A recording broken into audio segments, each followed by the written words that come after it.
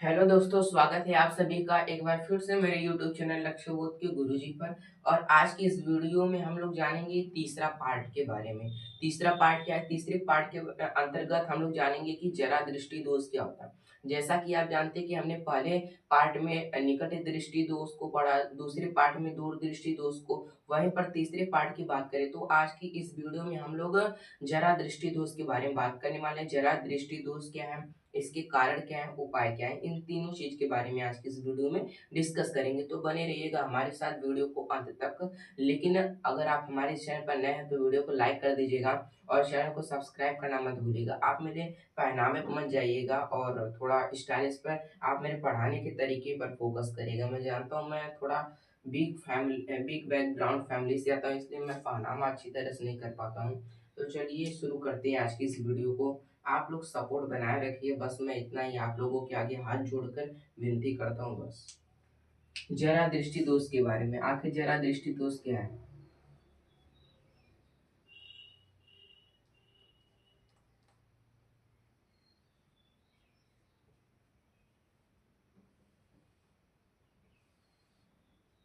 आज का जो तीसरा पार्ट होने वाला है उसका नाम क्या है?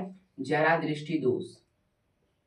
पार्ट 3 जो है वह किसके नाम है? आज का पार्ट 3 जरा दृष्टि दोष। आज की इस वीडियो में हम लोग पहले आपको बता देते हैं कि जरा दृष्टि दोष के बारे में जानेंगे कि आखिर जरा दृष्टि दोष क्या होता है, इसके कारण, किन कारणों की वजह से जरा दृष्टि दोष हमारे नेत्र में उत्पन्न होता है, और कारण उपाय, यानी अगर उत्पन्न हो चुका है किसी व्यक्ति की आंखों में जरा दृष्टि दोष, तो इसे कैसे हमेशा के लिए क्या किया जा सकता है, जैसे कि हटाया जा सकता है, यानी जैसे कि इसका उपाय कैसे ढूंढा जा सकता है। इन सब चीजों के बारे में आज की इस वीडियो में डिस्कस करके बताऊंगा, वो भी सरल तरीके से।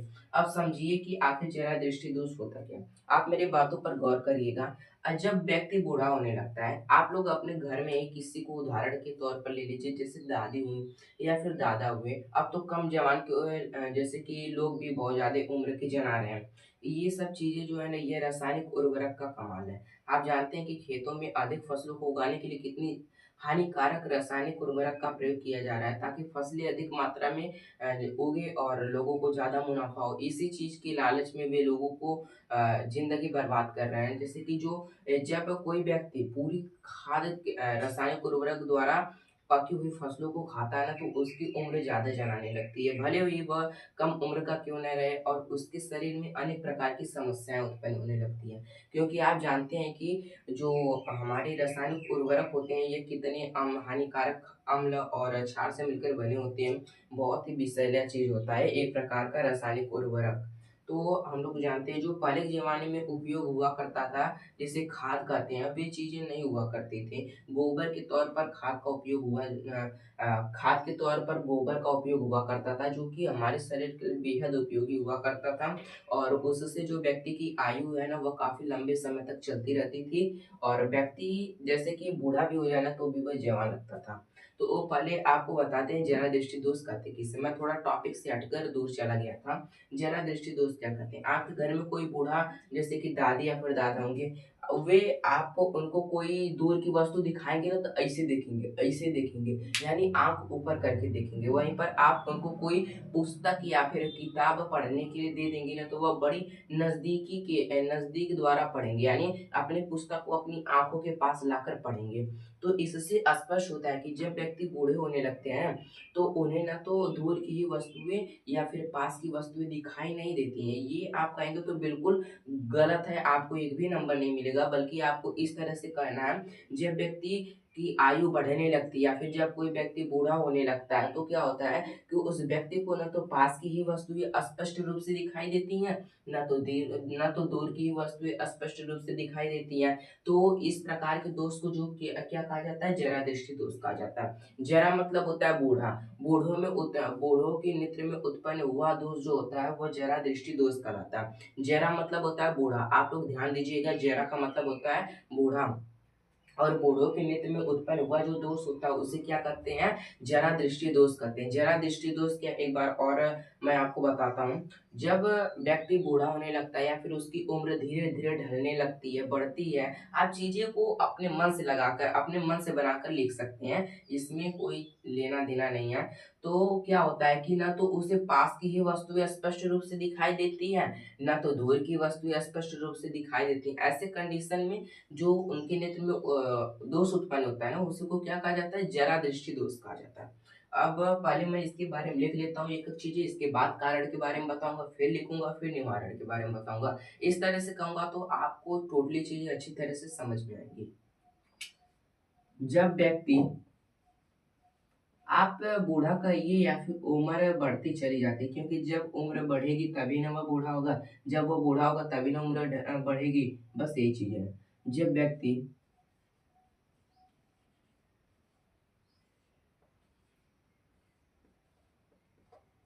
बूढ़ा होने लगता है,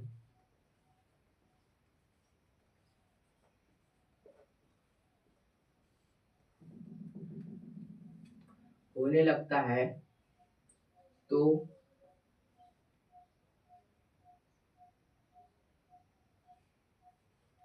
उसे न तो न तो पास की ही वस्तु स्पष्ट रूप से दिखाई देती है,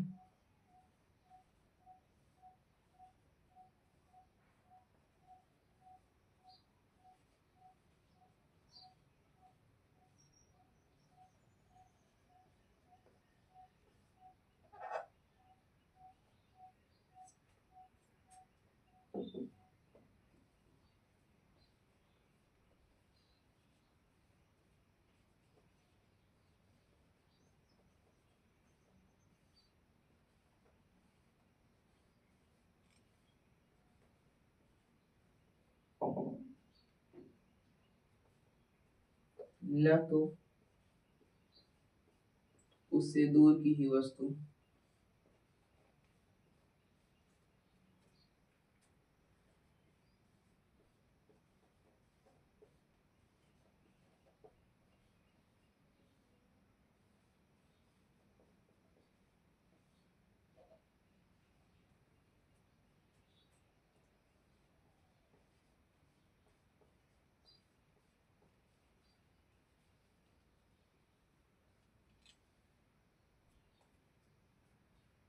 दिखाई देती है।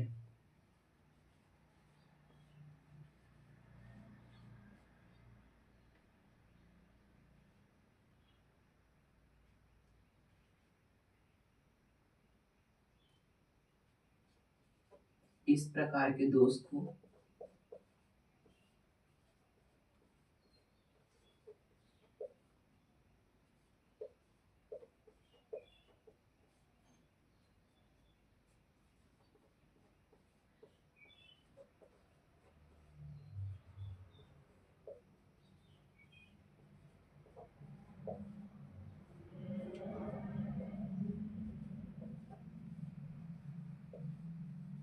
यानी कहने का मतलब है कि मैंने आपको बताया ना कि जब व्यक्ति बूढ़ा होने लगता है तो क्या होता है ना, तो उसे स्पष्ट रूप से पास की वस्तु स्पष्ट रूप से दिखाई देती है, न तो दूर की वस्तु स्पष्ट रूप से दिखाई देती है। तो इस प्रकार की नेत्र दोष या फिर दृष्टि दोष को ही क्या कहा जाता है? जरा दृष्टि दोष कहा जाता है। ये तो हमारी चीजें कंप्लीट हो चुकी। आखिर जरा दृष्टि दोष का मतलब क्या है, इसकी परिभाषा क्या है? अगर 2 नंबर का पूछेगा तो आपको इतनी ही चीजें 2 नंबर के अंदर इंक्लूड करनी है। अगर आपसे 4 नंबर का पूछता है तो इसके आगे आपको कुछ पॉइंट्स बढ़ाने पड़ेंगे।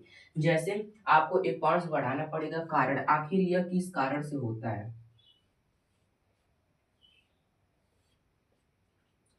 मैं आपको बता दूं कि जब कोई व्यक्ति बूढ़ा होने लगता है तो उसकी नेत्र में पचमाभी मांसपेशियां पाई जाती हैं, जिसे किसी और नाम से जाना जाता है। पचमाभी मांसपेशियों को याद नहीं आ रहा है। उन्हें की शक्ति में कमी आ जाती है। वे पचमाभी मांसपेशियां क्या होती हैं कि ना, यह नेत्र को अच्छी तरह से जकड़ कर रखती हैं ताकि वस्तुएं स्पष्ट रूप से दिखाई दें।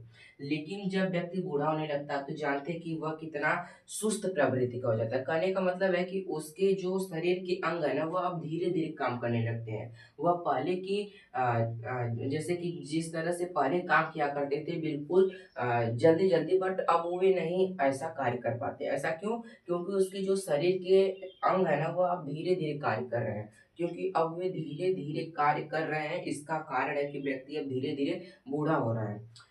और जब व्यक्ति बूढ़ा होने लगता है तो उसकी आंख में एक प्रकार की पचभागी मांसपेशियां पाई जाती हैं, जो कि नेत्र को चारों ओर से जकड़े रखती है और उसे बैलेंस बनाए रखती है। फिर क्या होता है कि जब व्यक्ति बूढ़ा हो जाता है तो वे पचमाभी मांसपेशियां क्या हो जाती हैं, उनकी शक्ति में कमी आ जाती है, जिस कारण से वे उसे जकड़ कर नहीं रख पाती हैं, और इसी कारण से हो जाता है जरा दृष्टि दोष होता है। बस यही कारण है जिसे मैंने आपको पूरा कॉन्सेप्ट के साथ समझाया है, एक एक पॉइंट के साथ समझाया है, उदाहरण देकर समझाया है। तो पश्चिमाभी मांसपेशियों की शक्ति में जब कमी आ जाती है तो क्या होता है, जरा दृष्टि दोष होता है। ये चीजें आपको टोटली समझ में आ चुकी होंगी। पश्चिमाभी मांसपेशियों की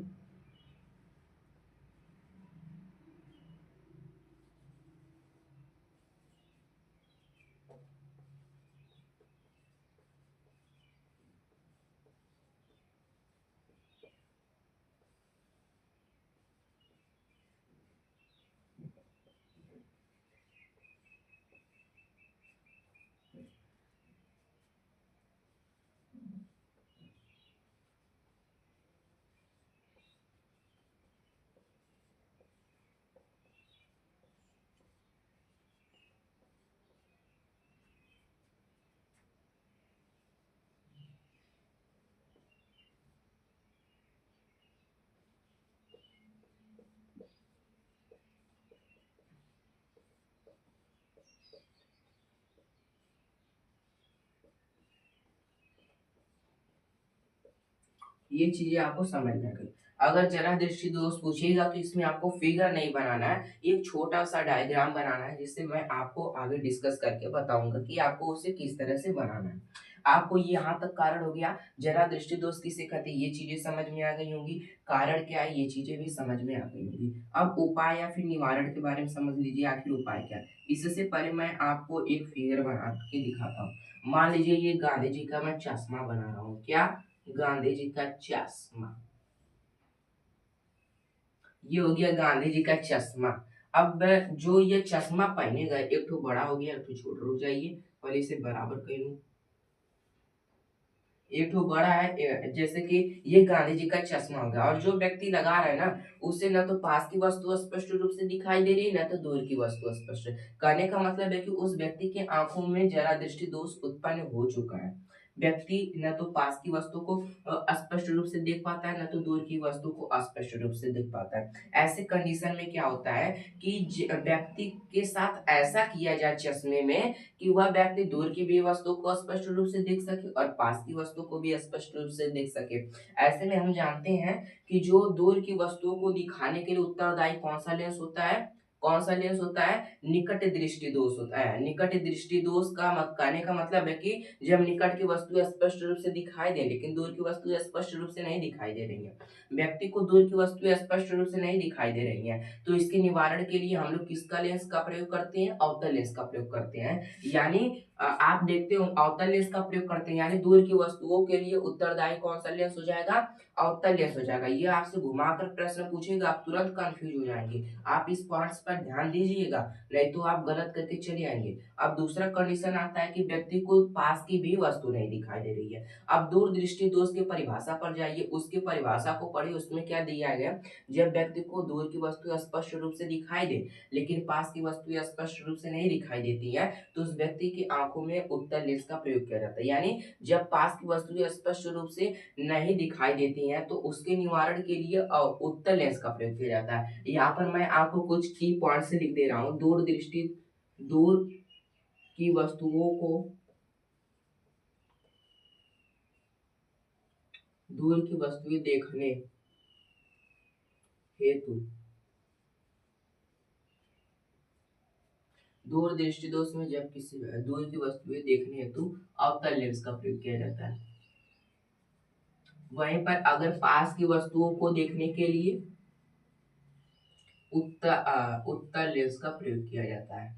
यानी जब किसी व्यक्ति को दूर की वस्तुएं देखनी होंगी तो ये चश्मे में नीचे ताक के पास की वस्तुएं नहीं देखेगा, बल्कि ये चश्मे के ऊपरी हिस्से पर ताक कर दूर की वस्तुओं को देखेगा। यानी जो यहाँ पर लेंस का प्रयोग होगा, ऊपर की साइड में जो लेंस का प्रयोग होगा उसका क्या नाम होगा? अवतल लेंस होगा। यानी जो ऊपर की साइड चश्मे के ऊपर की साइड में जो लेंस का प्रयोग होगा उसका नाम क्या होगा? अवतल लेंस होगा। क्या? अवतल लेंस। अगर आप इसे और जैसे अट्रैक्टिव बनाना चाहते हैं तो आप क्या करेगा, ये जो की पॉइंट्स मैं लिखा हूँ दूर की वस्तु को, इसके नीचे आप लिख सकते हैं। नहीं मन कर रहा है तो भी नहीं लिख सकते हैं। यानी कहने का मतलब है कि जो चश्मे के ऊपरी भाग होता है ना, उसके उसमें क्या किया जाता है कि अवतल लेंस का प्रयोग किया जाता है, जो कि दूर की वस्तुओं को दिखाने में सहायक होता है। वहीं पर अगर हम निचले हिस्से की बात करें, यहाँ पर निचला हिस्सा बता दें, तो वहीं पर अगर हम निचले हिस्से की बात करें, अभी कोई व्यक्ति कहे कि आपको नीचे की वस्तुओं को देखना है, तो आप चश्मे के निचले हिस्से पर ताक कर नीचे की वस्तुओं को देखेंगे, ना कि ऊपरी हिस्से को ताक कर नीचे की वस्तुओं को देख पाएंगे। तो नीचे की वस्तुओं को निचला भाग का देखना मतलब पास की वस्तुओं को देखना, यानी पास की वस्तुओं को दिखाई देने के लिए कौन सा लेंस सहायक होता है? उत्तल लेंस। यानी जो चश्मे का निचला हिस्सा भाग होता है उसमें उत्तल लेंस का प्रयोग किया जाता है। अगर आप इसे और अट्रैक्टिव बनाना चाहते हैं तो आप जानते हैं कि मैं क्या कहूंगा, कि आप इसके नीचे कोष्ठक बनाकर ये चीजें उतार सकते हैं कि पास की वस्तुओं को देखने हेतु या फिर देखने के लिए आप लिख सकते हैं, क्योंकि हेतु का मतलब होता है के लिए। याद रखिएगा, यहाँ पर अवतल लेंस, निचले हिस्से में उत्तल लेंस। अवतल लेंस का प्रयोग दूर की वस्तुओं को दिखने में सहायक करता है, वहीं पर उत्तल लेंस का प्रयोग निचले की वस्तुओं को देखने में सहायक होता है।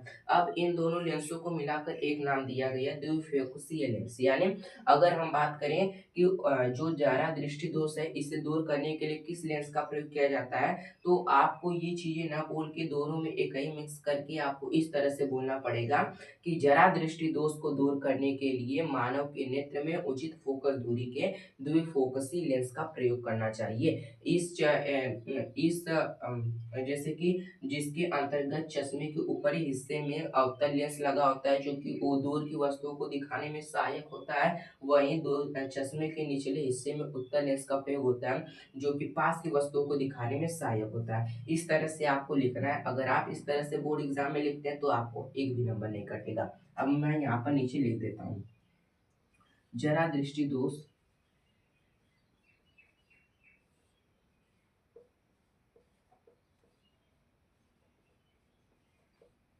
दूर करने के लिए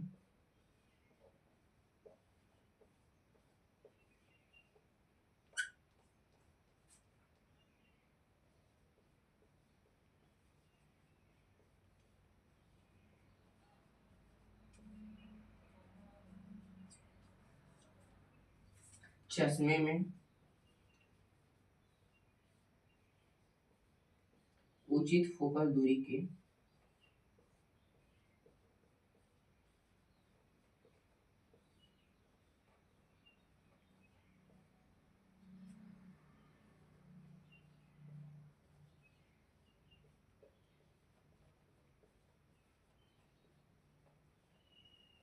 द्विफोकसीय लेंस का प्रयोग करना चाहिए।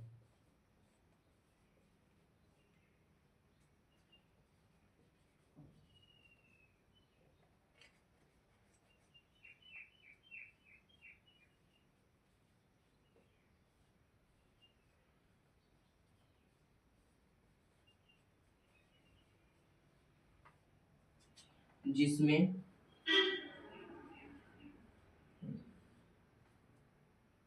चश्मे में लगा, आप इस तरह से भी लिख सकते हैं, चश्मे में लगा, यहाँ पर फुल स्टॉप लगाकर चश्मे में लगा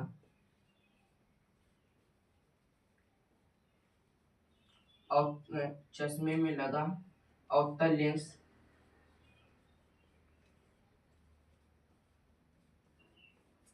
दूर की वस्तुओं को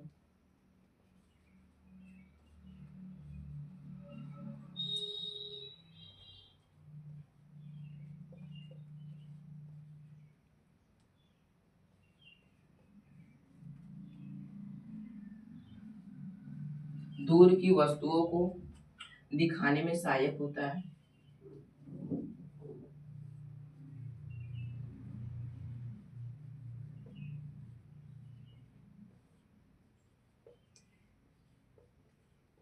वहीं निचले हिस्से में लगा।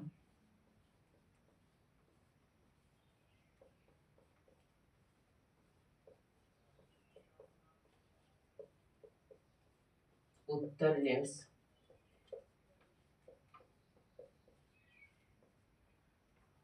पास की वस्तुओं को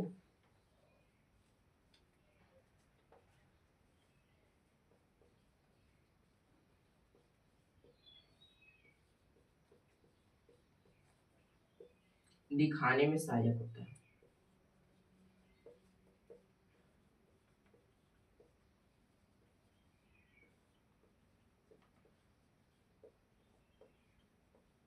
आपको ये चीजें इसके अंतर्गत लिखनी है, जो जो चीजें मैंने आपको बताया पूरा डिटेल में बताया है, एक भी पॉइंट नहीं छोड़ा है, अपने शब्दों का प्रयोग करके लिखा है ताकि आपको याद करने में आसानी हो। पहले समझाया इसके बाद लिखाया है और अपने से लिखा है, मैंने बोला भी नहीं है, सब चीजें मैंने किया है। फिर भी आप लोग सपोर्ट क्यों नहीं करते हैं? मुझे भी सपोर्ट करिए यार, मैं एक गरीब घर का लड़का हूँ यार, मुझे भी अपने मम्मी पापा का सपना पूरा करना है। मैं किसी लड़की के पीछे नहीं चीजें करना चाहता हूँ, मैं केवल अपने माता पिता और अपने परिवार के लिए ये सब चीजें करना चाहता हूँ। मैं इतना ही कमाऊंगा कि और मेरा परिवार खुश रह सके। मैंने बहुत रोया है अपनी असफलता के पीछे, बहुत रोया। मैंने बहुत असफल हुआ हूँ यूट्यूब में, दो दो मेरे यूट्यूब चैनल डिलीट हो चुके हैं जिन पर के में सब्सक्राइबर एंड वॉच टाइम भी कंप्लीट होने वाले थे। आप लोग इस चैनल पर केवल सपोर्ट बनाए रखिए, बस इतना ही कहूँगा। तो आज की इस वीडियो में हमने क्या क्या जाना कि जरा दृष्टि दोष किसे कहते हैं, कारण किसे कहते हैं, उपाय किसे कहते हैं। अब आप कहेंगे कि मानव के नेत्र का इसमें फिगर बनाना है, नहीं बनाना है। इसमें केवल आपको ये डायग्राम बनाना है अच्छी तरह से, जो मैंने यहाँ पर बनाया अवतल लेंस उत्तल लेंस वाला। फिर यहाँ पर ये चीजें लिखनी है, ये चीजें लिखनी है, ये चीजें। 2 नंबर का पूछेगा यहाँ तक, 4 नंबर का पूछेगा यहाँ तक। अगर आप इस तरह से बोर्ड एग्जाम में लिखते हैं अच्छी हैंड राइटिंग में या फिर साफ सुथरा, तो आपका एक भी नंबर कटेगा नहीं। आप बिल्कुल बेफिक्र रहिएगा, क्योंकि मेरा स्वयं 99 मार्क्स आ चुके हैं साइंस के अंतर्गत। तो चलिए आज की सेशन को यहीं पर एंड करते हैं और मिलते हैं किसी अगली वीडियो में नए टॉपिक के साथ। तब तक के लिए जय हिंद जय भारत।